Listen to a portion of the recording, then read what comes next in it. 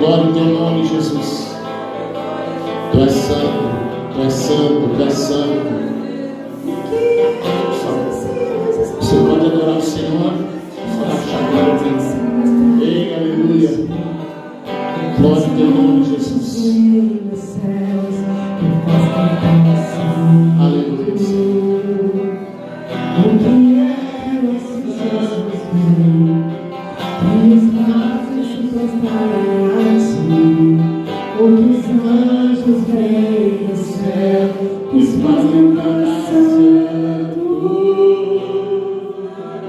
Te adoramos, Pai.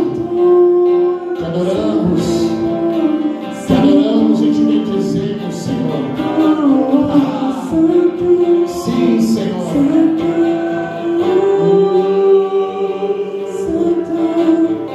Santo é teu nome, Pai. Santo és digno, Jesus. Santo és digno, Senhor. Santo.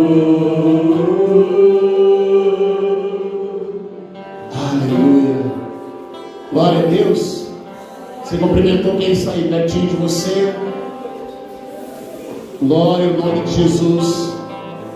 Que bom que podemos estar na casa do Senhor nessa noite de Santa Ceia. Aleluia. Boa noite para quem está em casa. Boa noite para você que está aqui. Meu desejo é que o Espírito Santo ele possa te pegar por dentro, que Ele possa derrubar as tuas defesas, aquilo que te impede de adorá-lo e de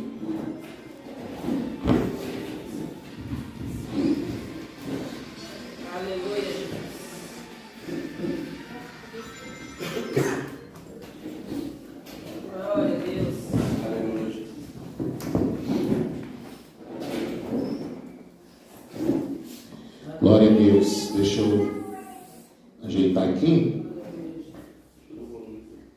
Tá, deixa eu só ajeitar aqui. Aleluia. Aqui. Bendito é teu nome, Senhor. Tá.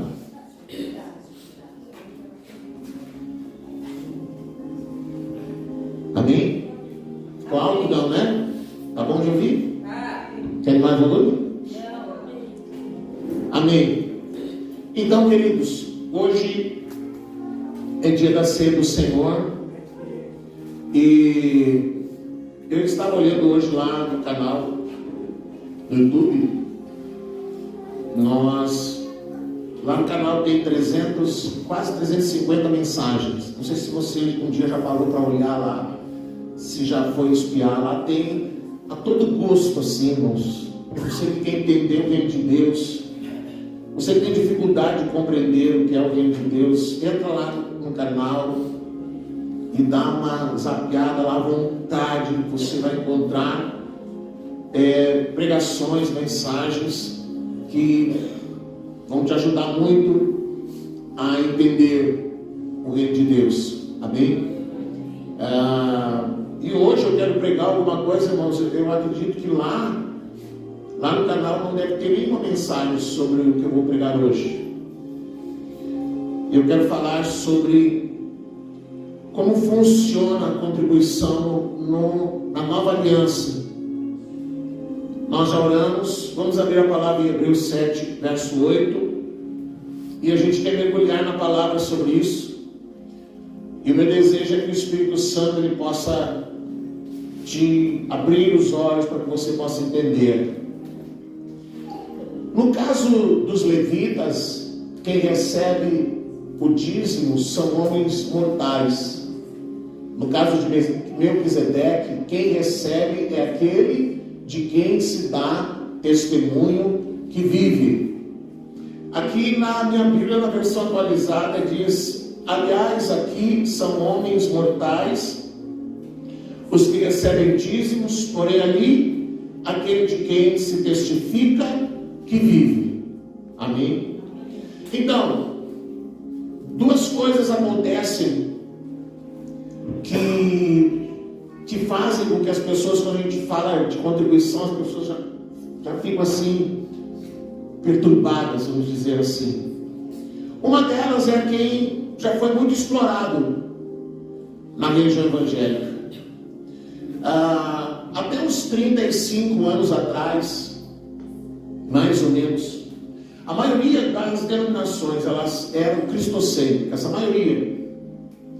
O que os antigos cantavam, irmãos? O que os antigos cantavam? Os antigos cantavam Rude Cruz, quem lembra? Rude Cruz, Seregi.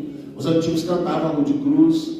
Os antigos cantavam, né? Assim, eu amo a mensagem da cruz. Os antigos cantavam Tudo entregarei. Quem lembra? Tudo entregarei. Eram canções, irmãos, que falavam de fé, que falavam de Cristo, que falavam de uma entrega para Deus. Depois mais um pouquinho mais adiante, daí surgiram cantores brasileiros que também tinham aquele cunho mais voltado para Cristo. Os mais antigos louvores, irmãos, que eu tenho lembrança, porque afinal de contas já tem 50 e poucos anos de fé, a maioria era inspirada nas canções das guaranias paraguaias. Não sei se você lembra, o pastor puxou. As canções, eram muito parecidas com o estilo de música paraguaia, que era o que influenciava as músicas do Brasil. Depois Deus foi levantando brasileiros que cantavam. Depois surgiu Azaf Borba. Nasci e criei em Porto Alegre, fiquei até lá aos 19 anos em Porto Alegre. Então surgiu Azaf Borba e as igrejas cantavam para Deus, cantavam para o Senhor. Os cultos eram para o Senhor. Eu fui batizado no Espírito Santo. O culto do Espírito Santo era na segunda-feira de noite. Eu lembro que eu estava fazendo alguma coisa lá com o pai, passamos o dia inteiro trabalhando, e ele disse: vamos no culto hoje. E aí o culto de oração, o pastor tinha louvor, o pastor pregava, e a igreja inteira ajoelhada e ficava lá orando, às vezes meia hora. Ficava lá ajoelhado orando, buscando, clamando e buscando o Espírito Santo. E num desses cultos, onde ninguém botava a mão em ninguém, irmão, era tu e Deus, te virava. E ali num desses cultos eu fui batizado no Espírito Santo. E depois, então, uns 35 anos atrás, quando surgiram as denominações neopentecostais, irmãos, que aí virou o jogo. Porque daí todas se tornaram mercenárias. Porque começaram a brigar. Quem tinha mais programa de rádio, quem tinha mais tempo no rádio, quem tinha mais tempo na TV, quem eram sacos de dinheiro, aquilo virou uma ganância só, e isso vem afetando as denominações até hoje. Os mercenários, a loucura, a ganância, onde o que mais importa é o dinheiro do que a pessoa, onde mais importa é tirar o dinheiro da pessoa, não importa a situação dela, mas forçá-la a contribuir, e as igrejas foram se especializando nisso. Então alguns ameaçam, você vai para o inferno, outros dizem que você perde a salvação se você não for ofertante, se você não for dizimista, e aí vai de tudo, e isso se tornou uma competição. Então eu dizia há pouco, lá no canal tem 350 mensagens, nenhuma, eu acho que eu dei uma olhada por lá até onde eu consegui voltar, não tinha uma mensagem que falava de dízimo, de oferta, de contribuição, tem de tudo quanto é assunto. Agora vai ter esse que eu vou botar essa semana. E então de repente a pessoa esteve nesse ambiente, ela vai para um outro lugar, um ambiente mais cristocêntrico, e ela então ficou traumatizada, ela não quer saber. Não quero saber, já me exploraram, já me sugaram, já me tiraram tudo que podiam, e agora eu não quero mais saber.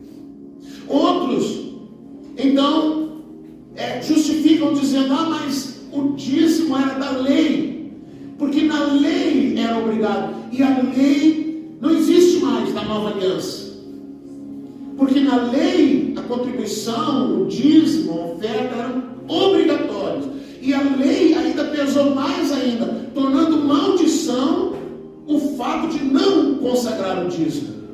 Então alguém hoje entende um pouco mais da palavra, do reino, e a pessoa diz assim: não, mas isso na nova aliança não tem. Na nova aliança foi abolida, estamos mais da lei. Amém? Nós não estamos debaixo da obrigatoriedade da lei.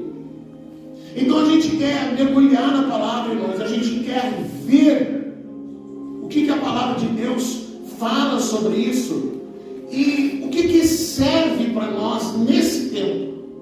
No tempo em que nós estamos vivendo. Realmente não é bíblico que alguém contribua com o seu dízimo, com a sua oferta. É bíblico, não é bíblico? Porque afinal de contas a gente quer ser bíblico.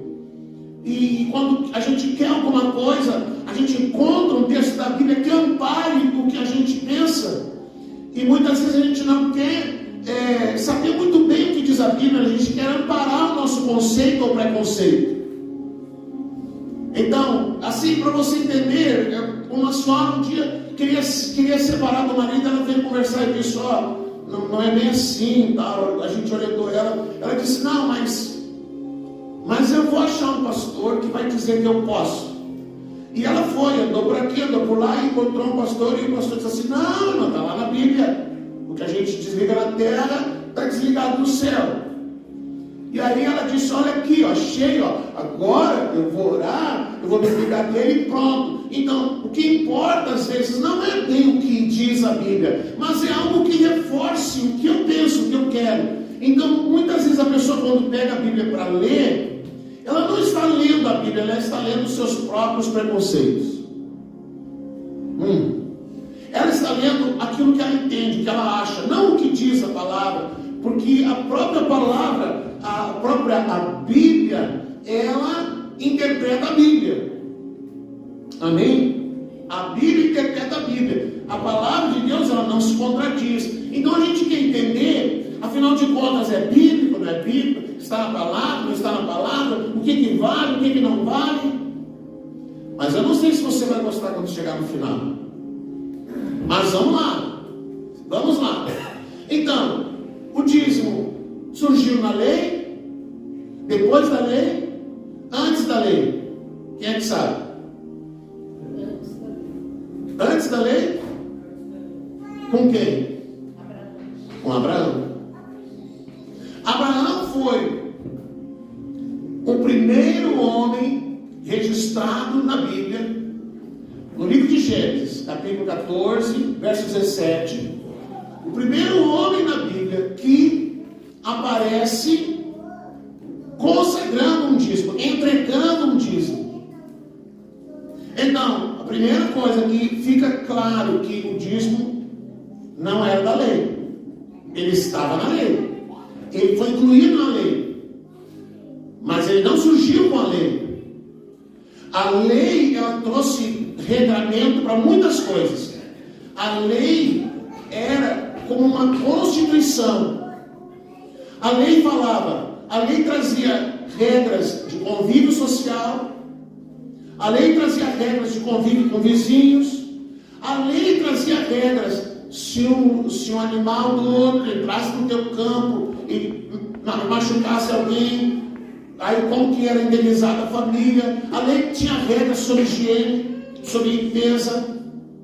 A lei falava de um monte de coisas, inclusive das contribuições. Mas o dízimo não surge na lei, ele surge antes. Então nós vamos ver o que diz lá. Nós vamos ler Gênesis 14, 17 até o 20. Quando Abraão, pela primeira vez, aparece na Bíblia a citação de dízimo. A primeira vez que aparece na Bíblia alguém que oferece um dízimo, alguém que consagra um dízimo. E a gente vai ver o que diz lá então. Voltando a Abraão da vitória sobre Kedor Laomer e sobre os reis aliados a ele, o rei de Sodoma foi ao seu encontro no vale de Savé, isto é, o vale do rei. Então Melquisedeque, rei de Salém, trouxe pão e vinho. Se eu tivesse estudado só isso aqui, irmão, não precisava pregar outra coisa. Mas vamos lá. Então o rei de Salém trouxe pão e vinho. Hoje tem pão e vinho? Amém? Amém. Ele era sacerdote do Deus Altíssimo. Ele era um rei que era sacerdote. Na Bíblia tem pelo menos duas situações de um rei que era sacerdote. Vamos lá. E abençoou Abraão. Ele abençoou Abraão, dizendo: bendito seja Abraão pelo Deus Altíssimo, Criador dos céus e da terra. Bendito seja o Deus Altíssimo que entregou os seus inimigos nas suas mãos. Então Abraão lhe deu o dízimo de tudo. Abraão entrou numa guerra contra 4 reis. E ele vence essa batalha. E como ele venceu a batalha, ele junta os despojos e traz os despojos junto com ele. Nesse seu retorno, ele se encontra com Melquisedeque.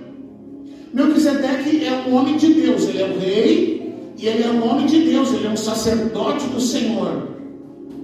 E aí então Abraão consagra, entrega aos pés de Melquisedeque o seu dízimo. Vamos tentar responder: por que Abraão resolveu entregar o dízimo a Melquisedeque? Por que Abraão decidiu fazer isso? Porque não havia obrigação alguma. Por que Abraão resolve fazer isso? E por que ele entrega a Melquisedeque, que era um rei, que era um sacerdote, que ele havia conhecido há pouco momento, há poucos instantes? Por que ele faz isso? Por que o coração de Abraão se move a ponto de ele tomar essa decisão de pegar uma parte dos seus despojos e oferecer como uma oferta? Porque dízimo também é oferta, não sei se você sabe. Dízimo também é oferta. A única questão é que dízimo tem esse nome porque é uma oferta que já vem colocado sobre si um valor certo, mas é uma oferta. Amém? Vamos lá. Por que Abraão fez isso?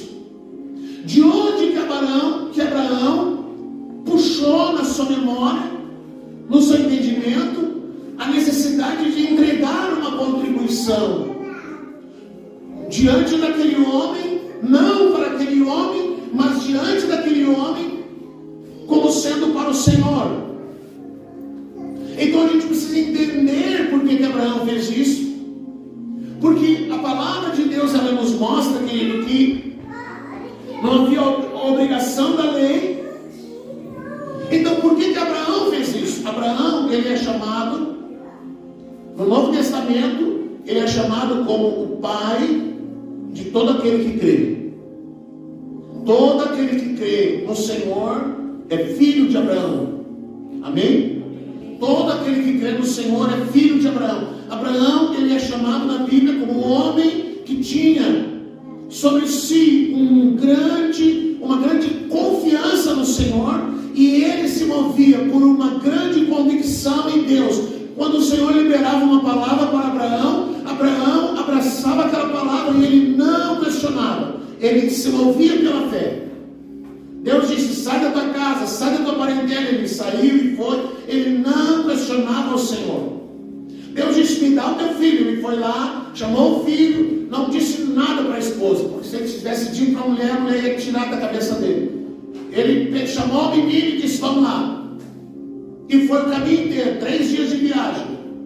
Eles estavam levando a lenha, estavam levando fogo, estavam levando a faca, o cutelo. E o menino dizia: pai, nós estamos levando essas coisas, mas onde está o cordeiro? Você me convidou para eu oferecer um sacrifício, onde está o cordeiro? E Abraão não disse nada para o menino. Abraão não disse: não, você que vai ser o cordeiro. Ele só dizia: Deus proverá para si o cordeiro. Essa é toda a sentença. Deus proverá para si o cordeiro. Quando chegou lá no pé do monte, Abraão sabia, Deus havia dito: vá lá no monte Moriá e oferece o teu filho como em sacrifício. Quando ele chegou no pé do monte, ele deixou lá os servos e ele disse para os servos o seguinte: olha a fé desse homem, vocês fiquem aqui, porque eu e o menino vamos lá adorar o Senhor e voltaremos. Uau! Ele ia matar o menino lá em cima. A convicção de Abraão eu vou matar, não tem problema, Deus vai tirar meu filho dessa cinza e eu vou levar ele de volta comigo, ele vai voltar comigo. Sem filho eu não vou voltar, porque Isaac era o filho da promessa. Ele chega lá em cima, começa a organizar tudo, juntam as pedras, prepara a lenha, prepara tudo, e o menino pergunta para ele de novo: pai, cadê o cordeiro? E agora ele não tem mais resposta. Ele coloca o menino sobre a lenha, amarra suas mãos, amarra os seus pés, prepara a faca, e quando ele está pronto para tirar a vida do filho, uau, Deus fala com ele: não faça isso, não faça isso. E aí ele para, ele vira para o lado, e ali está o cordeiro preso com seus chifres. O Senhor proveu um cordeiro para si. Uau! Uma figura de quem? De Cristo, o cordeiro de Deus. Abraão oferece aquele sacrifício, volta para casa, e eu já vi alguns memes dizendo: meu filho, como é que foi lá? Ah, mãe, foi legal. Só na hora que o pai me botou lá que ele ia me matar, que não foi legal. E a mãe disse: o que é isso? Abraão, me conta isso. Não, menino, não foi nada, não deixa. Enfim, mas agora, irmãos, quem é que ensinou para Abraão? Quem é que ensinou para Abraão que ele tinha que oferecer algo a Deus? Quem ensinou para Abraão que ele tinha que honrar ao Senhor de alguma forma? A primeira coisa importante: Abraão agiu movido por fé. Agiu movido por fé. A segunda coisa, ele reconheceu em Melquisedeque a unção que estava sobre ele, e ele desejou fazer parte daquela unção, honrando ao Senhor ao entregar a Melquisedeque esse dízimo. Amém? Então, a primeira coisa, quando a gente está numa congregação e a gente consagra o nosso dízimo, a gente consagra a nossa oferta, nós estamos honrando aquele lugar. Nós estamos adorando ao Senhor, porque dízimo, oferta é adoração. Amém? Dízimo e oferta é adoração. É adoração. Os reis trouxeram para Jesus o que? Ouro, incenso e mirra. E eles entraram naquele lugar e eles adoraram a Jesus, trazendo coisas valiosas.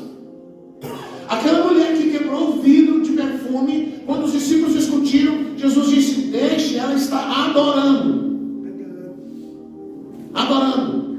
Então, irmãos, eu sou um pastor, eu não gosto de falar de dízimo, eu não gosto de falar de oferta, eu não quero que as pessoas se constrangam. Ai, o pastor está falando, eu até evito de olhar para alguém que a pessoa vai dizer: o pastor está falando, olhando para mim, eu tenho que contribuir. Não, irmãos, mas do mesmo jeito, irmão, que eu ensino você a buscar o Espírito Santo, a orar, a viver uma vida de renúncia, eu preciso ensinar sobre contribuição, sobre dízimo, sobre oferta, e que você entenda que isso também é adoração, que isso também é adorar o Senhor, como nós adoramos cantando, como nós adoramos orando, como nós adoramos ao Senhor servindo no templo, na casa.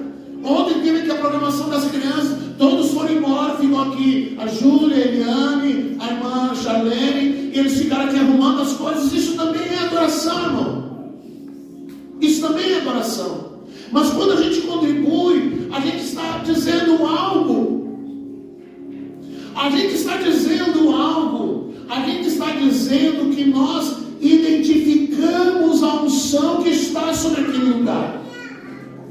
E que nós nos alimentamos dessa unção, e nós queremos honrar aquele lugar, entregando o nosso dízimo, a nossa oferta. Nós queremos que o nome de Deus ele seja ou continue sendo honrado naquele lugar, e nós queremos dar peso àquilo que nós recebemos, aquilo que nós somos alimentados. Quando Abraão olha para Melquisedeque e ele decide fazer isso, ele foi movido por fé, ele identificou em Melquisedeque uma unção, e ele, vendo que Melquisedeque era um homem de Deus, ele separa para si o dízimo e ele oferece para o Senhor. Você está entendendo? Senhor aquela contribuição, uma parte dos seus despojos. E é isso que acontece quando nós contribuímos. Nós estamos dizendo: eu concordo, eu aceito, eu estou debaixo dessa unção, e eu quero que essa unção esteja sobre a minha vida também. E eu quero honrar ao Senhor com essa contribuição. É isso. Simples assim. É dessa maneira. Sabe, eu cresci, meus pais foram meus primeiros mentores. A minha mãe era uma mulher, uma pequenininha assim, baixinha. Eu acho que ela tinha mais ou menos o tamanho da Janice, assim, bem pequenininha, moreninha, narizinho achatado, gordinha. E uma pessoa assim, eu nunca vi, uma pessoa que tinha uma gratidão tão grande a Deus, porque ela chegou na igreja, o primeiro dia que ela chegou no Campo da Bênção, lá em Porto Alegre, na Zona Sul, no bairro Cavalhado. Ela entrou naquele lugar, irmão. Meu pai foi naquela semana cortar o cabelo, e o barbeiro, conhecido da casa, perguntou: como está a dona Gini? Meu pai disse: está difícil, ela está piorando. E meu pai planejava, irmão, abandonar todo mundo, abandonar a mulher, os filhos, tudo, e sumir na vida, porque estava pesado demais para ele. E o barbeiro disse assim: ó, seu Milton, era uma esquina, a barbearia, mas na frente da barbearia era um campo, que a igreja funcionava ali, um campo sem nada, não tinha nada, mansão cabrado, uns picos de luz, não tinha nada, não tinha luxo nenhum, nós aqui estávamos no luxo. E aí o homem disse assim: ó, aí na frente tem um camarada que vem aí, e eu vejo muita gente ser curada ali. Quem sabe o senhor vem lá, quem sabe Deus faz alguma coisa. Foi barbeiro, viu? Foi barbeiro que pregou com meu pai. E aí naquela semana o pai apareceu lá, botou a gente no carro, a gente estava indo para um outro lugar. E aí passou ali, viu aquele movimento, viu a luz e tal, ficou lá dentro do carro, escutando, a gente, todo mundo no carro. Uma caminhonete que ele usava, uma Chevrolet, tipo essas S10 agora, só daquelas bem antigas, sabe? E aí a gente tudo na carroceria atrás, naquela época podia, né? Os neguinhos, tudo aí. E aí, daqui a pouco, quando aquele homem começou a orar, meu Deus, o pai conta, eu não tenho essa lembrança, mas ele conta. Chegou a levantar um fedorão de enxofre naquele lugar, assim, né? Tanta gente demoniada. E aí, quando ele terminava de orar, daqui a pouco alguém levantava e dizia: eu estava não sei o que, fui curado, o outro foi curado, o outro foi curado. E aí ele desceu do carro e ficou lá esperando. Trouxe a mãe, e ela falou com aquele missionário, aquele rapaz, bem novinho, 20 e poucos anos. E aí, aquele rapaz deu uma risada e disse assim: isso não é nada, Jesus vai curar. Vem cá. E aí já orou pela mãe. Tá, já levanta aí. O pai correu para cima. Não segura. Deixa ela levantar. E ela levantou, saiu caminhando e ficou caminhando até morrer depois. Então a minha mãe é uma pessoa muito grata a Deus. Porque ela podia ter morrido naqueles dias. Eu tinha mais ou menos uns 6 anos. E ela podia ter morrido naqueles dias e tudo. Ela viveu 20 e poucos anos. Eu não sei certo quantos anos, mas foi muitos anos. O meu irmão mais novo que nasceu, depois que ela foi curada, completou 52 anos agora. Agora, esse mês de julho, perto do aniversário da pastora. O meu irmão que nasceu depois. E aí a minha mãe é uma pessoa muito grata a Deus, muito grata ao Senhor, muito assim, apaixonada por Jesus. E ela era e talvez eu entendo que ela foi uma das pessoas que me ensinou a fazer as coisas com excelência. Quando se faz alguma coisa, faça com excelência. Naquelas épocas, as igrejas faziam chá de mulher, faziam almoço, faziam tudo para ajudar, a construção, era não sei o quê. E aí as igrejas tinham que ter chá, tinha que ter chaleira, tinha que ter xícara e não sei o quê. E aí todo mundo trazia. E aí quando a gente congregava em outra igreja, a gente levava, o pastor fazia as campanhas, a gente levava. Minha mãe sempre dizia: não leva coisa quebrada, porque nem em casa ela não gostava de coisa quebrada. Que dirá levar para dar na igreja. E aí um dia, quando ela pastoreava na igreja, depois que meu pai fez curso de teologia e tudo, e ela fez uma campanha na igreja, aí pediu: irmão, nós vamos fazer, juntar aqui uma cozinha para a igreja e tal e tal. E aí pediu o pessoal trazer. E o pessoal trouxe xícara sem alça, pires rachado, sabe aquela mancha preta assim no rachão. E eu lembro até hoje da minha mãe olhar aquilo assim: como é que alguém traz isso para Deus? Pim! Jogava no chão quebrado. Aí ela pegou, sabe uma coisa? Eu vou lá comprar. Aí ela foi e comprou, não sei quantos jogos. Ela deu para nós, quando a gente casou, um jogo. Até hoje tem um jogo de porcelana, que minha mãe gostava de tomar café e chá em xícara de porcelana. Deus o livre, um plástico para ela. Deus o livre. Era porcelana. E ela tinha essa mesma paixão pelas coisas de Deus. Então tudo era o melhor. Era o melhor possível, era o melhor que se podia fazer. E eu lembro que ela sentava assim na nossa cozinha, tinha uma mesa grande, uns 3 metros. O pai mandou fazer, porque a família era grande, só os filhos, mais o casal dava 9, então a mesa era com 3 metros, que se dobrava assim. Daí ela sentava, e eu lembro que muitas vezes ela me chamava. E eu fico pensando, irmãos, que eu não sei se era porque eu não lembro que ela fazia isso com os outros irmãos. E eu me lembro de algumas coisas que meu pai me ensinava, eu não vinha ensinar para meus irmãos. E aí ela me chamava, vem cá, Luiz, senta aqui, eu vou separar o dízimo. Ela pegava uma cadernetinha, pegava uma caneta, sem calculadora, sem nada, ela apontava lá. Recebeu tanto, somava, agora vamos calcular o dízimo. Ela calculava, aí pegava o envelope, pegava aqueles dinheiros assim, separava moedinha por moedinha, não deixava faltar 1 centavo. Eu nunca vi, irmãos, a minha mãe dizer assim, ai, isso é exploração, ai, isso é roubalheira. Ela tinha prazer de entregar o seu dízimo, de oferecer para Deus. Ela tinha prazer de fazer aquilo. E ela era grata a Deus, porque afinal de contas era para ela ter morrido. E ela estava saltitando, pulando, feliz, com saúde, com saudável. E viveu a vida que Deus deu a ela, o restante dos anos que Deus deu a ela. O último ano que ela viveu, irmãos, eu faço aniversário junto com ela, mesmo dia, nasci no dia do aniversário dela. Depois de anos que eu tinha saído de Porto Alegre, estava lá em Santa Catarina, a gente não comemorava mais o aniversário junto. Naquele ano, ela chamou meu irmão e disse, eu vou lá passar meu aniversário com o Luiz. E aí combinou, veio ela, veio meu irmão e minha cunhada, lá em Santa Catarina, em Timbó, a gente já estava acho que na segunda fase, a gente morava numa casa, já não era mais lá no mato, era em outro lugar. A gente morou num lugar que andava 12 quilômetros para chegar em casa, 12 quilômetros a pé. Teve uma vez que nós fomos de bicicleta, a pastora foi na Manareda, ela ficou com a poupança assada, acho que um mês inteiro, de andar na Manareda. Hoje o pessoal me vê, esse pastor é rico. Vocês não sabem da minha metade. Ela veio, passou aniversário comigo, passou acho que uns 15 dias lá comigo. Ela, meu irmão, que é minha cunhada, a tia Helena. Daí ela disse, eu vou embora. Eu tenho consulta e não sei o quê. Eu disse, fica aí, mãe. Não, eu vou embora. Aí me abraçou. Eu acho que me falou um monte de coisa. Eu fiquei pensando, o que a mãe está me falando? Abraçou a Márcia, a pastora, foi embora. Acho que não deu uma semana depois ela faleceu. Ela faleceu.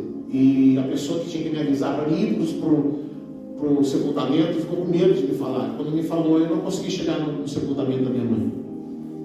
Mas essa mulher viveu uma vida esplêndida diante de Deus. Ela tinha prazer. Eu nunca vi ela dizer assim, isso aqui eu nunca mais eu vou dar meu dízimo. Nunca vi. Ela sempre era muito grata a Deus. Aí, meus irmãos, o que aconteceu? O que a Bíblia fala em Romanos? Vamos lá. Romanos 4:2 e 3. 4:2 e 3. Se de fato Abraão foi justificado pelas obras, ele tem do que se gloriar, mas não diante de Deus. Que diz a Escritura? Abraão creu em Deus, e isso lhe foi atribuído como justiça. Sabe, você precisa entender que todas as coisas que a gente faz nessa vida com Deus, a gente faz por fé. Tudo que a gente faz por fé. A gente faz como para o Senhor. A gente não faz para uma pessoa, a gente faz para Deus. Porque as pessoas, elas podem não reconhecer, não recompensar, às vezes nem um elogio. Mas como a gente não faz para as pessoas, a gente faz para Deus. A Bíblia diz que Deus não é injusto para esquecer. Deus não é injusto para esquecer. Deus é justíssimo. Embora alguém não veja, embora alguém não diga, embora alguém não elogie, embora alguém não te recompense, embora alguém, enfim, não te reconheça, porque já diz o ditado: se você quer um lugar para ser reconhecido, vai aonde? Vai no ML. Lá é o lugar que as pessoas são reconhecidas. Alguém vai lá e olha e diz assim: é o Fernando. Fora disso, irmão, é chocante isso? É, né? Se você quer ser reconhecido, irmão, espera que é ML. Alguém vai lá e vai dizer: é fulano. Fora isso, irmão, se a gente faz alguma coisa esperando ser reconhecido, então você não está fazendo para Deus. Você não está fazendo para Deus, você está fazendo para si mesmo. Você está fazendo para o seu próprio orgulho, você está fazendo para que as pessoas elogiem, você está fazendo para que as pessoas digam: oh, ah, não é para Deus. Vamos lá. Com quem que Abraão aprendeu então? Vamos lá, Gênesis 4:3. 4:3 ao 7. Passado algum tempo, Caim entregou ao Senhor uma oferta dos frutos da terra. Abel também trouxe as primeiras crias do seu rebanho, com as partes gordas. O Senhor olhou com agrado para Abel e a sua oferta, mas não para Caim e a oferta deste. Por isso, a ira de Caim se acendeu e o seu semblante desfaleceu. Então o Senhor disse a Caim: por que você está irado? Por que desfaleceu o seu semblante? Se você fizer o bem, não se levantará. Se porém não fizer, saiba que o pecado o espreita à porta, e ele deseja governá-lo, mas você deve dominá-lo. Como é que os antigos ensinavam para os outros?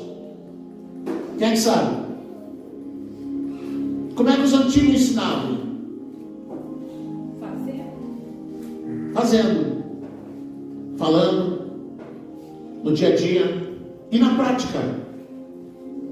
E na prática, irmãos, isso é tão verdade que aquilo que a gente vê na prática, quando criança, isso acaba fazendo parte da sua vida. Meu pai era um apaixonado por ferramenta. Eu sou apaixonado por ferramenta. Esse dia um menino ali precisou de alguma coisa, eu vou lá no pastor Fernando, ele tem um monte de ferramenta, ele vai resolver para mim esse problema.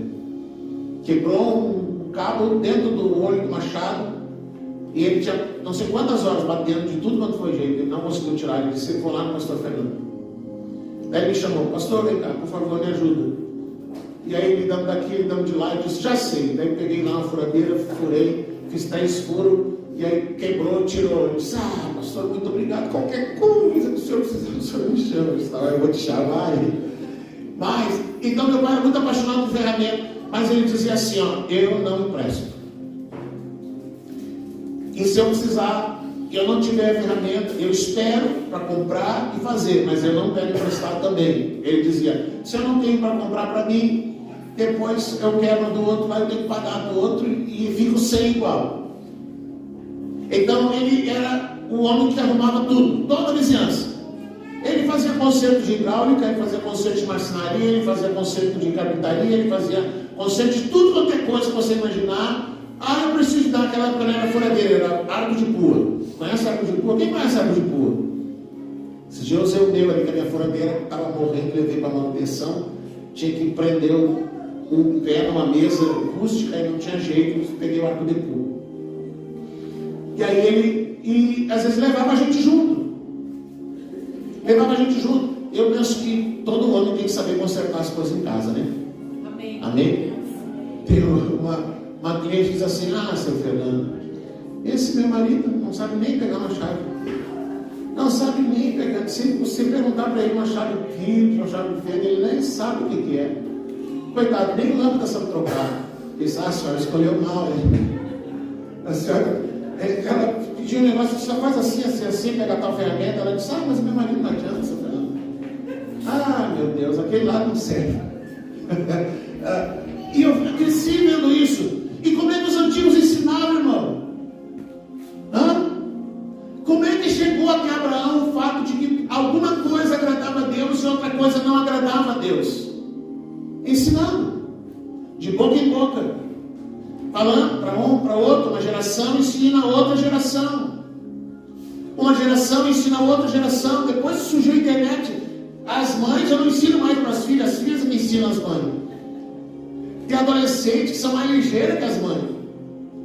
Tem adolescentes que é mais ligeiro que os pais. Mas até bem pouco tempo, quem ensinava na prática. Vem cá que eu vou te ensinar a fazer pão. Vem cá que eu vou te ensinar a cozinhar. Vem cá que eu vou te ensinar como é que cozinha arroz, como é que cozinha feijão, como é que faz tal coisa, como é que costura. Hoje, se largar uma agulha na mão, não sabe nem o que fazer, não sabe nem o que é isso. O que é agulha? Não sei. Como é que funciona isso? Mas, até muito pouco tempo, irmãos, era assim, um ensinava para o outro. O pai ensinava para o filho mais velho ensinava para o filho, o irmão mais novo, assim ainda, um ensinando para o outro as coisas práticas da vida. Como é que Abraão aprendeu que ele precisava cultuar ao Senhor e trazer ao Senhor as primícias, uma parte daquilo que ele havia ganho, porque foi ensinado, irmãos, os antepassados ensinavam.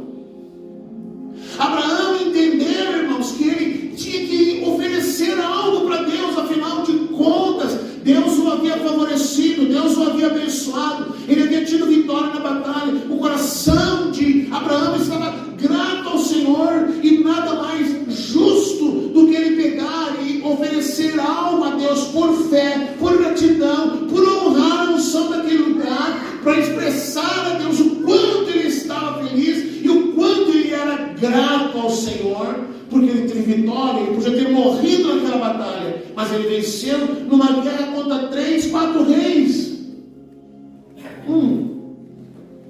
Quantas vezes Deus nos dá tantas coisas e a gente não é grato, irmão? A gente não é grato. Às vezes, querido, a gente gosta de ganhar, mas a gente não gosta de dar nada. Obrigado. Eu estava hoje, eu fui dormir de tarde. Eu não gosto de chegar aqui cansado. Eu gosto de descansar. Eu faço almoço, preparo o almoço, que é meu dia de fazer almoço, preparo o almoço, depois eu vou para o quarto, me deito lá, apago a luz, pego o meu tablet, faço aqui todas as anotações, pesquisa, tudo é fácil no tablet, tem livros, tem tudo que eu preciso estar aqui dentro. E aí, irmãos, eu fui dormir e eu fiquei com aquilo na cabeça. Irmãos, a verdade é essa assim, ó, Deus te dá ou não te dá? E tu é grato ou não é grato? E você tem gratidão a ponto de dar alguma coisa para alguém? Ou você é aquela pessoa que, não, eu quero. Porque é aqui que as coisas se movem na nossa vida com Deus. O quanto a gente está disposto a dar alguma coisa. O quanto a gente tem desprendimento em mínimas coisas. Desde uma mínima coisa até uma coisa mais valiosa. E eu estava ali pensando, e eu fiquei pensando, poxa vida, os últimos 3 equipamentos que eu recebi na minha marcenaria, os últimos 3 equipamentos que eu recebi, os 3 foram presentes. Os 3 últimos equipamentos que eu recebi na minha marcenaria, eu recebi uma politriz, recebi uma prancha elétrica, e agora, essa semana, eu recebi uma furadeira, parafusadeira, as 3 da mesma marca, da mesma, só fazer uma coleção agora, todos da mesma marca, da mesma cor, tudo bonitinho. Mas eu sei ser grato. E se eu tenho possibilidade de dar alguma coisa para alguém, eu dou. Eu não tenho nenhum problema em dar roupa, calçado, qualquer coisa. Já até preguei sobre isso. Porque quanto mais a gente dá, mais a gente recebe. Isso é uma roda. É uma roda que vai girando, irmão. A vida da gente é essa mesmo. Então, querido, Abraão aprendeu isso. Nas conversas, observando, na prática propriamente dita. Era assim que os antigos ensinavam. Era assim que as coisas eram ensinadas. Eles repassavam de uma geração para outra geração. E saiu lá de Caim e Abel e chegou até Abraão. E sabe quando que a lei foi instituída? 430 anos depois de Abraão. Pô, nós falamos quase meia hora para chegar à conclusão de que a lei só veio depois de 430 anos. O dízimo é bíblico, então? É bíblico. É bíblico antes da lei. É bíblico depois da lei. e é bíblico durante a lei. Mas algumas coisas mudaram nesse caminho todo. Ele aprendeu, queridos, a oferecer a Deus as primícias, porque Caim e Abel ofereceram primícias. E aí, se a gente fala de primícias, irmãos, a gente entende, por exemplo, na lei, era oferecido ao Senhor as primícias, tinha a festa das primícias. O que era a festa das primícias? Quando se oferecia ao Senhor uma parte da primeira colheita. Então eles iam, para você entender mais ou menos, eles iam colher o trigo. O trigo era amarrado em feixes. Amém? Todo mundo sabe o que é feixe? Pegava assim uma abraçada, amarrava os feixes de trigo. A primeira colheita, o primeiro feixe de trigo era oferecido ao Senhor. Amém? Mas também era consagrado ao Senhor, também era dedicado a Deus. A primeira cria do boi, da vaca, da ovelha, todos os animais.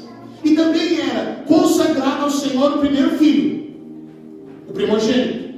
Eu estou dizendo consagrado ao Senhor, eu não estou dizendo que mataram o primeiro filho, tá? Ele era tido como algo sagrado. O primeiro filho era tão importante que ele recebia metade de toda a herança. Mas a Bíblia diz, por exemplo, que Jacó negociou com Esaú o direito de primogenitura, porque Esaú teve fome e Jacó tinha preparado um prato de lentilhas, e ele disse, e Esaú chegou e disse: eu tenho fome, me dá um pouco de lentilha. E Jacó, sabendo a importância da primogenitura, disse para o irmão: então me dá o direito de primogenitura. E Esaú, leso na cabeça, entregou para o irmão o direito de primogenitura em troca de um prato de lentilha. E aí se diz: quantas vezes alguém está entregando algo importante que Deus me deu em troca de uma satisfação, de um prazer momentâneo? Porque Esaú representa um crente carnal que quer uma satisfação momentânea, não entende as coisas que são espirituais, que são eternas. Então, na lei havia isso. Agora, vamos ler um texto aqui importante. O que diz Romanos 14, 23?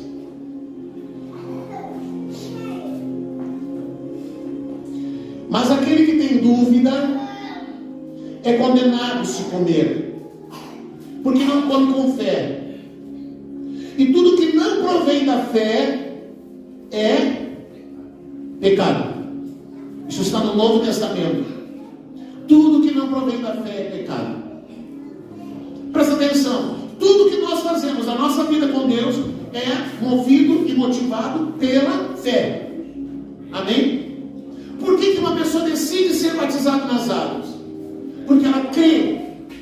Ela creu no Senhor e ela crê no ato do batismo nas águas, do novo nascimento, da nova vida, da nova criatura. No coração de quem crê, não é tomar um banho, é um batismo, é um ato sagrado, é um ato divino. Quando alguém chega a nós um pedido de oração e nós oramos, quem pede oração tem uma mentalidade de que estão sendo jogadas palavras ao vento. Quando nós intercedemos por alguma coisa, nós estamos jogando palavras ao vento? Sim ou não? Não. Por que não? Porque nós cremos que o Deus que é invisível, que ouve a nossa oração, Ele recebe a nossa oração, e é Ele que vai intervir, é Ele que vai agir, é Ele que vai entrar em ação. Então, quando nós oramos, a palavra já diz: aquele que se aproxima de Deus precisa crer que Ele é o galardoador.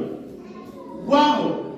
Ontem eu vi, quando está aqui o testemunho do seu neto, não foi, senhora? A criança estava lá, morre, não morre, vai, não vai.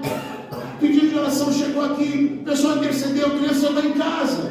Ela está muito feliz, muito grata a Deus. Uau! Deus interviu. Quando nós oramos por fé, nós cremos que nossas palavras não são jogadas ao vento.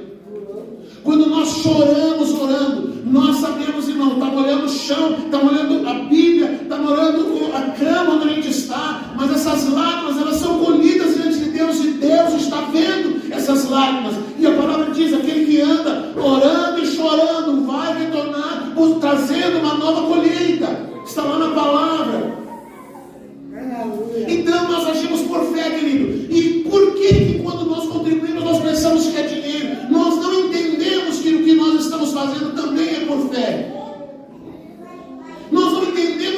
poder também naquilo que nós estamos fazendo. Nós não entendemos que quando nós contribuímos, nós estamos fazendo algo para o Senhor, e que da mesma maneira que Ele colhe a nossa oração, da mesma maneira que Ele dedica a nossa vida ali no batismo nas águas, da mesma forma que nós tomamos o bebê no colo e o apresentamos ao Senhor, e que Ele recebe, e aquela criança passa a ser dele. Mas na hora de contribuir a gente acha que não, a gente quer separar as coisas. Então a palavra diz: se o que eu estou fazendo, eu tenho dúvidas, eu não creio que vale a pena, então eu estou pecando, porque eu não estou fazendo por fé, porque tudo precisa de fé.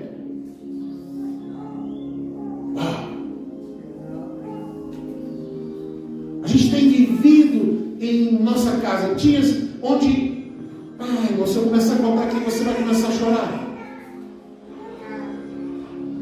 Mas a verdade, querido, que a gente começa às vezes um dia, e a gente começa a orar: Deus, hoje precisamos de milagre.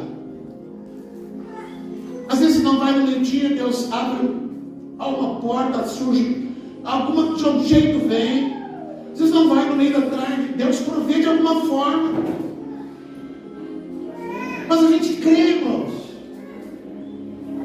A gente crê que quando a gente ora, Deus está ouvindo, Deus está colhendo a nossa oração. Às vezes é difícil, às vezes é pesado, às vezes é duro. Mas amém, glória a Deus, vamos lá. Vamos seguir amando o Senhor, servindo ao Senhor, nos dedicando a Ele. Então, se eu não tenho fé, irmãos, eu não creio. Eu creio que Deus recebe a minha oração. Eu creio que Deus abençoa o meu filho quando eu trago no altar. Eu creio em tanta coisa, mas eu não creio que Ele pode receber a minha contribuição, e aquilo pode me abrir um portal na minha vida e prover alguma coisa na minha vida, gerar alguma coisa na minha vida, criar um crédito entre eu e Deus.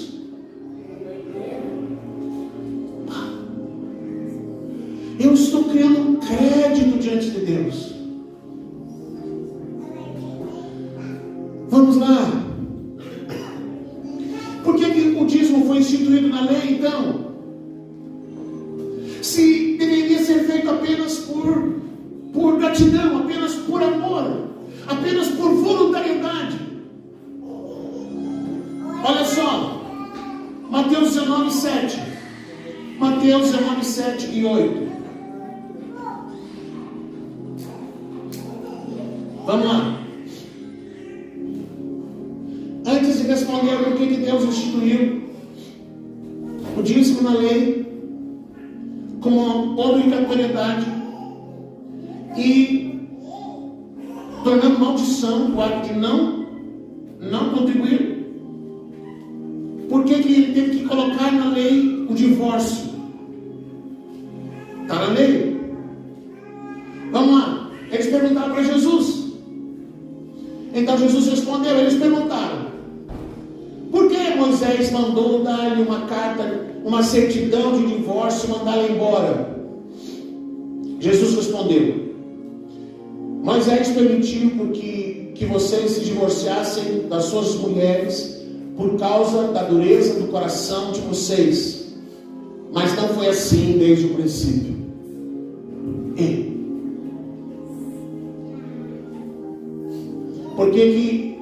Por que Moisés incluiu na lei uma permissão para o divórcio? Moisés não obrigou e não instituiu o divórcio, mas ele colocou um motivo. E aí eles perguntaram para Jesus: por quê? E aí Jesus disse: por causa da dureza do coração. Mas não foi assim desde o princípio, porque Deus instituiu um casamento, mas não um divórcio. Por que Deus teve que instituir o dízimo como uma contribuição obrigatória? Por quê? Por causa da dureza do coração.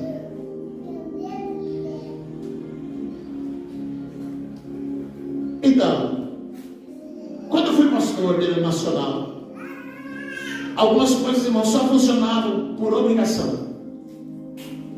Algumas coisas, irmãos, só funcionavam porque tinha uma obrigação, porque se não houvesse uma obrigação, a pessoa não participava voluntariamente.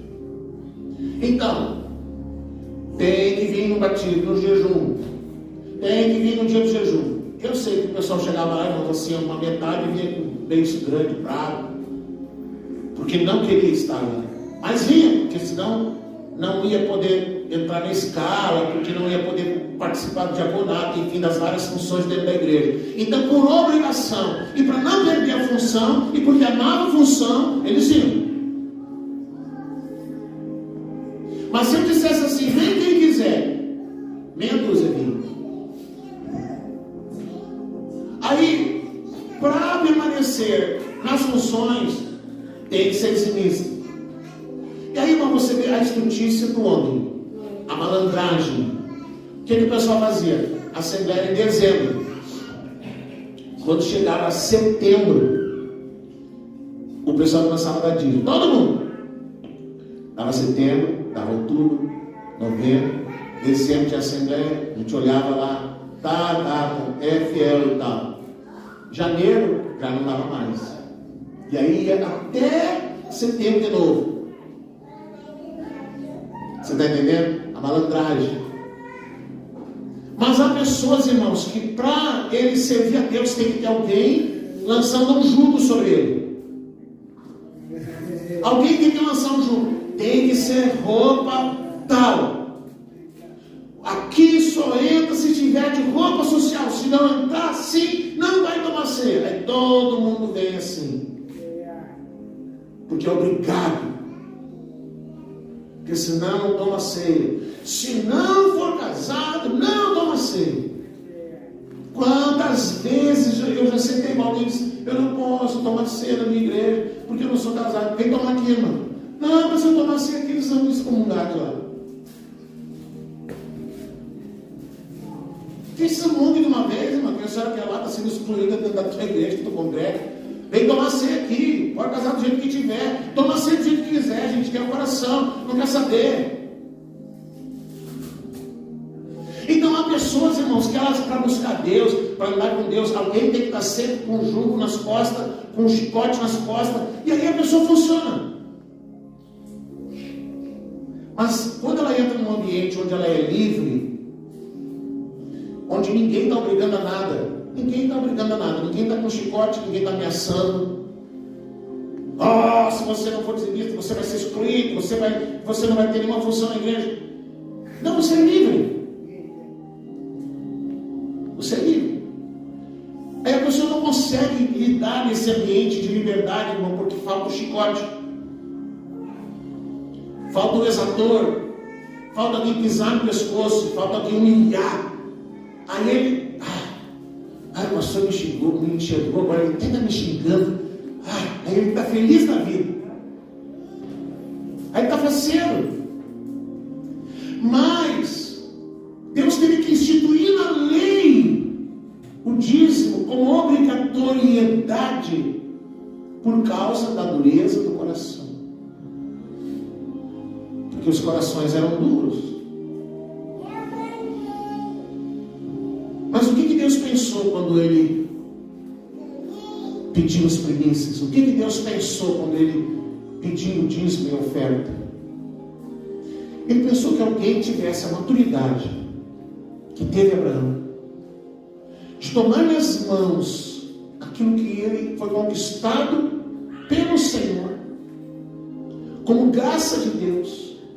Quando eles entraram na terra de Canaã, Deus disse assim, não esqueçam, vocês vão entrar numa terra que emana leite e mel. Tudo que vocês plantarem, vocês vão colher. É uma terra fértil, é uma terra produtiva. Vocês vão entrar nessa terra, vocês vão ter grandes colheitas, vocês vão produzir grandes produções, mas não esqueçam e não digam, foi a força do meu braço que fez isso.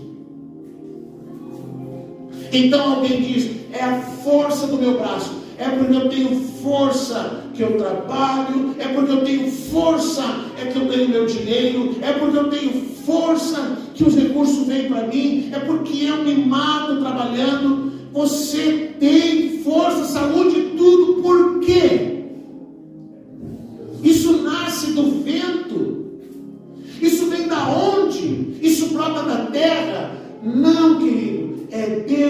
dá força e quem te dá graça para você trabalhar, para você produzir, para você ter a sua casa, para você manter as coisas em ordem, para você sentar à mesa e poder fazer a sua refeição, para chegar lá no dia X que você recebe alguma coisa e você tomar nas suas mãos e dizer: uau, Deus me abençoou.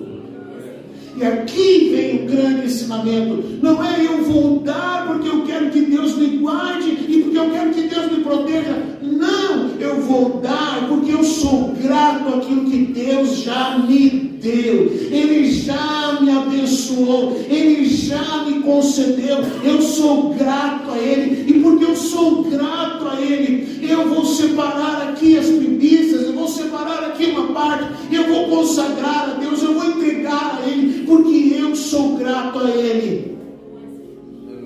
E então o Senhor vai continuar nos abençoando, porque a palavra de Deus diz que Ele dá a semente para quem semeia, Ele dá pão para aquele que tem fome. É Ele quem dá a você a graça, irmão. Mas você precisa entender isso. Eu entro ali na marcenaria, irmãos, eu pego aquelas madeiras. Essa semana eu estou produzindo umas gamelas de uma árvore que caiu ali. E eu pego aquela madeira, irmão, você olha assim e diz: isso aqui não vale nada, isso aqui vai para o fogo. E eu entro ali e digo: Senhor, me dá graça, Deus me ensina, Deus. E aí saem aquelas peças lindas. Uau! Deus me dá graça. Deus me dá habilidades. Deus me ensina técnicas para poder chegar a um determinado fim. Eu não posso dizer, irmão, que é a força do meu braço. Eu não posso dizer que eu sou esperto. O Fernando é inteligente. Não, querido. Eu só sei dizer que se não é a graça de Deus, não sai nada. E eu sou grato a Deus por aquilo que Ele faz. Então o propósito de Deus, irmãos, o inicial era que a gente com gratidão chegasse a Ele, que ninguém precisasse dizer, que ninguém precisasse forçar, que ninguém precisasse fazer nada, por voluntariedade. Você fizesse como Abel, que chegou diante do Senhor e ele trouxe ao Senhor. Ele sabia que Deus se agradava daquele tipo de oferta. E ele trouxe para Deus, entre suas ovelhas, a mais gorda, o cordeiro mais gordo, mais saudável. Ele separou e trouxe para Deus. E o Senhor se agradou daquilo que ele fez.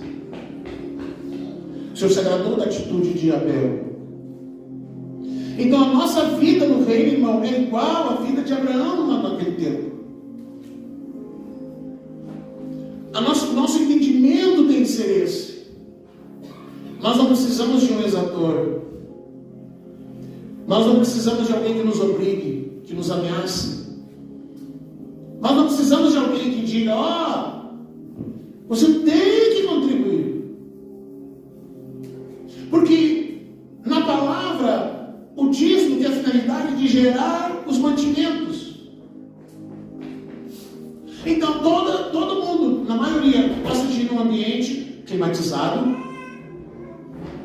cadeiras estofadas, um bom som, uma boa iluminação, com todo o conforto necessário. Mas nem todo mundo gosta de contribuir para que essas coisas sejam alcançadas.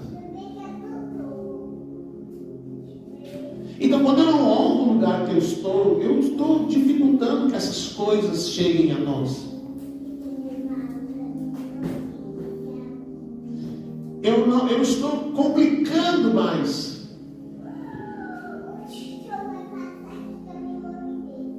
E eu não quero que você saia daqui: puxa vida, o pastor hoje não é nada com você. Eu estou pregando porque eu tenho que pregar, irmão. Eu hoje estou em paz. Você que se vira depois. Você e Deus, eu não tenho nada a ver com isso. Está na palavra. E da mesma forma que eu ensino você sobre tantas coisas, eu quero ensinar. Talvez vai levar mais uns 10 anos para eu pregar novamente sobre isso. Mas a questão é saber o que você vai fazer. que você vai fazer?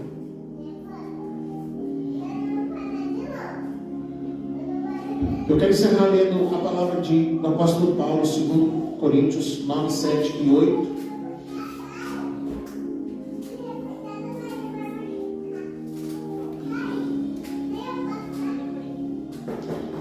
2 Coríntios 9, 7 e 8. Falei primeiro? Cada um contribua segundo, conforme determinou o coração, não com pesar, nem por obrigação, pois Deus ama a quem dá com alegria. Deus é poderoso para fazer que toda a graça seja acrescentada a vocês, para que em todas as coisas, em todo o tempo, tendo tudo o que é necessário, vocês transbordem em toda boa obra. Em toda boa obra. Nós começamos lendo Hebreus, que diz: aqui na terra, quem recebe o teu dízimo são homens. Você coloca no gasofilácio, não vai descer um anjo assim e levar. São homens. Da mesma maneira que Abraão entregou o seu dízimo ao Melquisedeque. Mas ali está falando de um plano espiritual. Ali quem recebe é Cristo. Quem recebe é o Senhor. E cada vez que a gente contribui, a gente precisa entender: eu estou contribuindo para o Senhor. É Ele quem está recebendo. É Ele quem está recebendo a minha gratidão. É Ele que está recebendo o meu amor. Ele que está vendo como eu estou honrando a casa onde eu sou alimentado espiritualmente. Amém? Vamos orar? Vamos ficar de pé?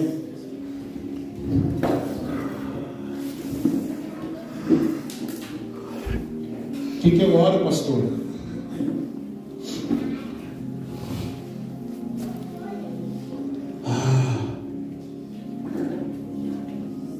Feche os seus olhos. Há uma presença. Há uma presença. Bendito é o teu nome, Jesus. Santo tu és, Senhor. Talvez você... A Bíblia ensina que a gente não tem que fazer nenhum voto de tolo, da gente prometer coisas que não está disposto a cumprir, da gente fazer promessas que não está disposto a cumprir. Então eu não preciso dizer o que você tem que fazer. Faça o que você entender na palavra. Porque eu creio que o Senhor ministrou no teu coração. A verdade é que o dízimo é do Senhor. A gente pode não entregar no tempo, mas alguém está recebendo esse dízimo. A gente pode não entregar na casa de Deus, mas alguém está recebendo. Alguém está sendo beneficiado. Pai, nós chegamos diante de Ti, Senhor. Nós chegamos diante da Tua presença nessa noite, Jesus. Senhor, tem uma canção que diz: dá-me um coração igual ao Teu. Como o nosso coração precisa ser moldado por Ti, Senhor. Como o nosso coração precisa ser quebrado, Pai. Como nosso coração precisa ser moído, Senhor. Quantas vezes nós somos movidos por ganância, por mesquinharia, por tantas coisas, Pai. Quantas vezes nós queremos tantas coisas de Ti, mas não estamos dispostos a dar nada, ou apenas damos o mínimo. Senhor, nós precisamos que o Senhor abra os nossos olhos, que o Senhor abra os nossos ouvidos, que o Senhor ministre o nosso coração. Senhor, que o Senhor derrube as fortalezas da nossa mente e do nosso coração. Pai, em nome de Jesus, nós oramos nessa noite, ajuda-nos a entender. Nós falamos como aquele pai que trouxe o seu filho, que os discípulos não conseguiram curá-lo, libertá-lo. E tu disseste a ele: creia. E ele disse: sim, eu creio, Senhor, mas ajuda na minha fé. Ajuda, Senhor, na nossa pouca fé. Ajuda, Senhor, no nosso pouco entendimento. Espírito Santo, ajuda na dificuldade que temos de aplicar na nossa vida aquilo que a tua palavra nos ensina, Senhor. Ajuda-nos a vencer os impedimentos da nossa alma. Ajuda-nos a vencer os impedimentos do nosso coração, Senhor. Dá-nos um coração grato, Senhor. Dá-nos um coração grato, Senhor. Dá-nos um coração grato a Ti, Senhor. Dá-nos um coração voluntário, Senhor.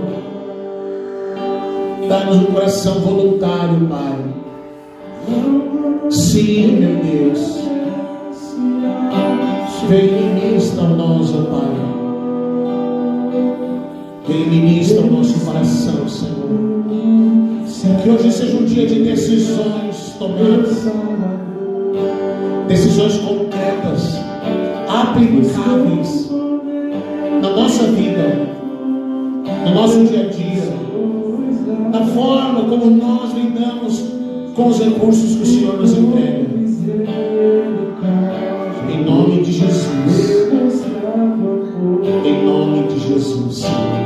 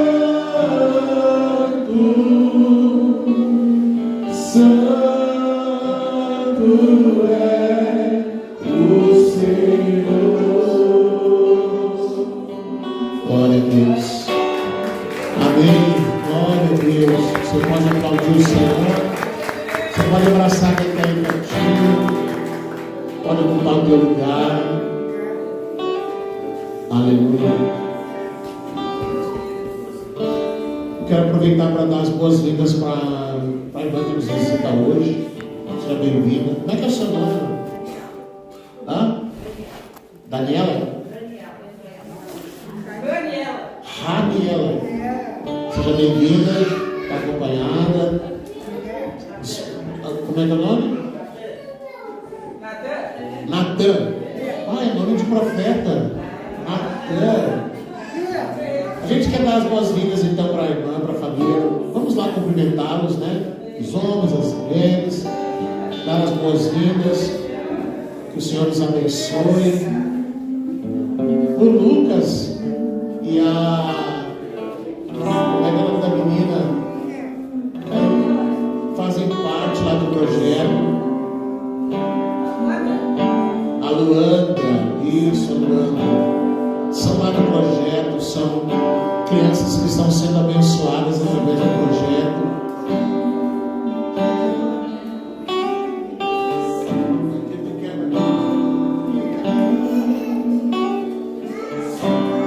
Glória a Deus. Sejam bem-vindos, que o Senhor os abençoe.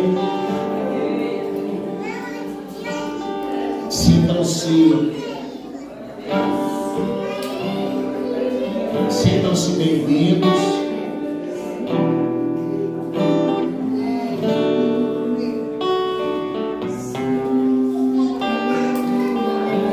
Glória a Deus.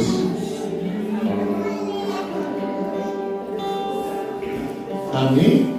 Vamos sentar então? Maria Clara, Maria Clara.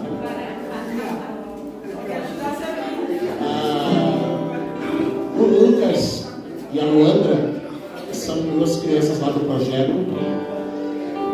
Eu lembro que, acho que nos primeiros dias que o Lucas chegava lá, o Lucas tem problema de locomoção, assim, de coordenação motora. E a gente veio ele lá agora, correndo para um lado, correndo para o outro, e jogando e dividindo bola na quadra. E a Luandra também.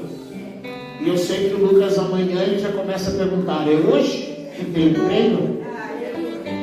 Todo dia ele pergunta: é hoje que tem treino? É? Aí ele estava aí ontem, os dois, e a mãe estava junto. E aí quando chega no sábado ele pergunta: é hoje? Aí a mãe diz: é hoje. Aí 9 horas da manhã ele põe todo o uniforme e começa: vamos mãe, vamos mãe, vamos. E eu vejo muita assim, melhoria no Lucas e na Luandra. Eu vejo assim que eles evoluíram bastante desde que eles ingressaram lá no projeto. E eu fico muito feliz em ver isso. Até a gente tem pensado, a pastora já me disse, vamos escolher o depoimento das mães na hora, o que as mães vão contar de como o projeto tem beneficiado os seus filhos. A gente uma hora quer fazer isso. E eu sei que Deus tem abençoado essa família. E o pedido como é o nome do bebê? Isaac. A Ana conhece alguém da sua família, minha filha. E ela chegou em casa muito triste, dizendo: pai, aconteceu isso. Aí no mesmo dia chegou o pedido. Eu disse: Ana, essa criança que falou, tem alguém da igreja aqui que conhece essa família. E a gente estava orando pelo Isaac, mas a minha filha conhece alguém da sua família. Não sei quem é. Não sei quem é a pessoa, a Duda. Então a Duda é irmã da Carolina. Então tá aí. E a gente estava orando pelo neném, e graças a Deus o Senhor interviu. E o Senhor tem dado provas de muito cuidado com a sua família. Deus está mostrando quanto Ele ama a sua família. Recebe dele tudo que Ele está lhe dando, viu? É o tempo de bênção para a vida de vocês. Amém? Aleluia. Uau. Vamos tomar ceia, irmãos. Todos nós vamos celebrar a ceia. Todos nós, vocês que estão a primeira vez, podem celebrar a ceia conosco. Nós todos vamos receber o pão e o cálice com o pão, com suco, e todos juntos vamos participar. Você pega na mão, espera, todos juntos vamos participar. Amém? Pode servir, por favor. Todos nós vamos juntos participar, os pequenos e os grandes. São 2 copinhos, está um dentro do outro, você separa. Veja aí se está o pão. Nós temos por prática compartilhar da ceia com alguém. A pastora já veio aqui para tomar ceia comigo. Se você quiser sair do seu lugar para tomar ceia com alguém, fique à vontade. Você tem toda a liberdade de chegar perto de alguém e tomar a ceia junto com essa pessoa. Fique à vontade. Glória a Deus. Você que está em casa, corre lá, veja os produtos que você precisa, os ingredientes, e vamos juntos tomar a ceia. Aleluia. Da terra que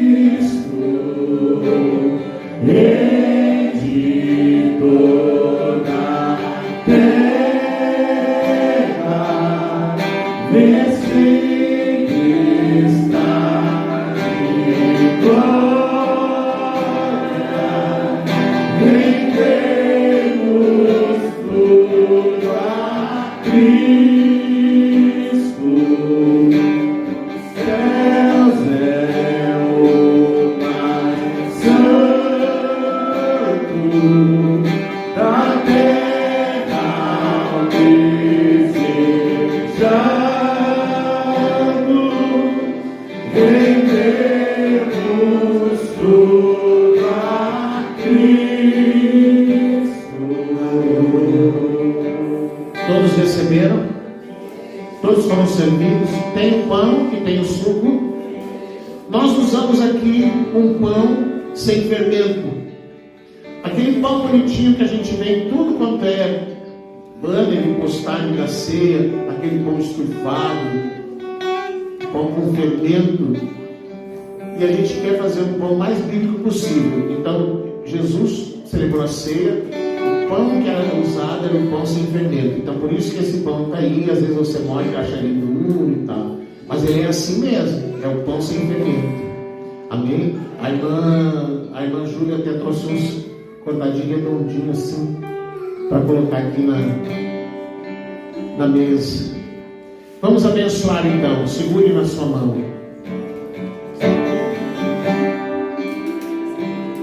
Pai, nós tomamos em nossas mãos este pão e este suco. A tua palavra diz, Senhor, aquele que come da minha carne e bebe do meu sangue, esse tem parte comigo. Senhor, nós queremos nos aliançar contigo ao comer do pão e ao beber do cálice. Que toda a bênção, toda a graça, toda a virtude que foi liberada na cruz do Calvário, ela possa vir sobre a nossa vida, Senhor. Que recebamos saúde, que recebamos vigor físico e espiritual, Senhor. Obrigado, Jesus, por nos dar a graça de nos sentar à mesa contigo. Nós não somos merecedores, mas o Senhor nos convida. Em nome de Jesus, nós nos abençoamos agora. Em teu nome, Senhor. Amém. Todos digam amém. Você vai participar, você vai agora. Se está servindo a ceia para alguém, oferece o pão. Pode comer, já está abençoado. Que este lugar, o Rei de toda a terra está aqui. Depois que eles comeram o pão, Jesus pegou o cálice e disse: este é o meu sangue. É o sangue da nova aliança. Todas as vezes que vocês beberem deste cálice e que comerem deste pão, vocês anunciam a morte do Senhor até que Ele venha. Então você pode beber, ou pode oferecer para quem está ao seu lado, e você pode beber, já está abençoado.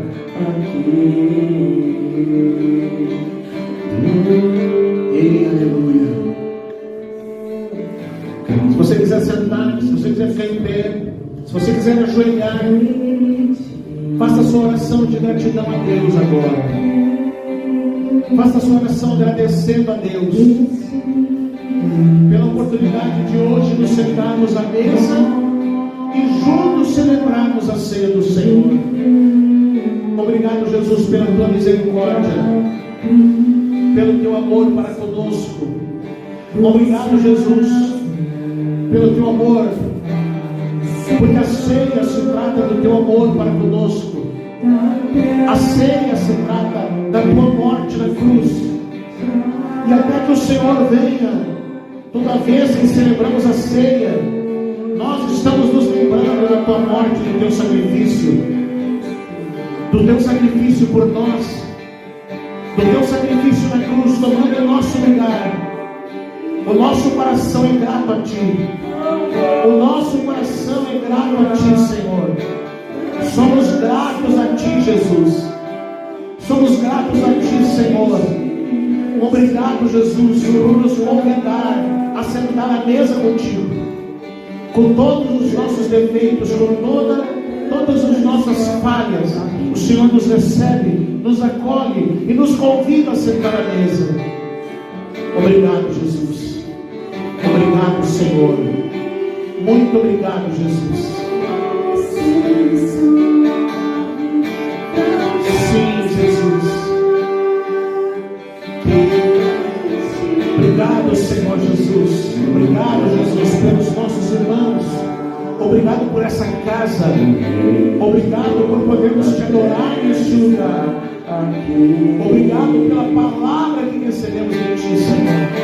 Obrigado por cada irmão e irmã que formam o corpo dessa casa. Em nome de Jesus. Toda terra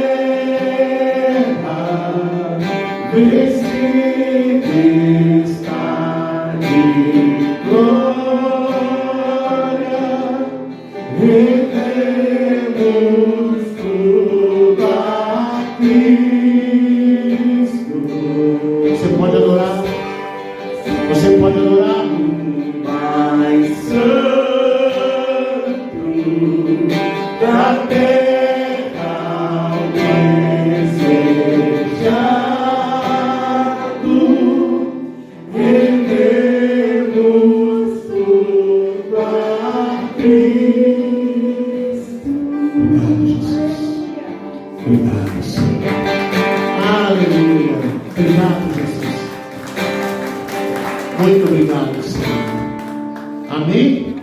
Você pode sentar, nós já vamos ir.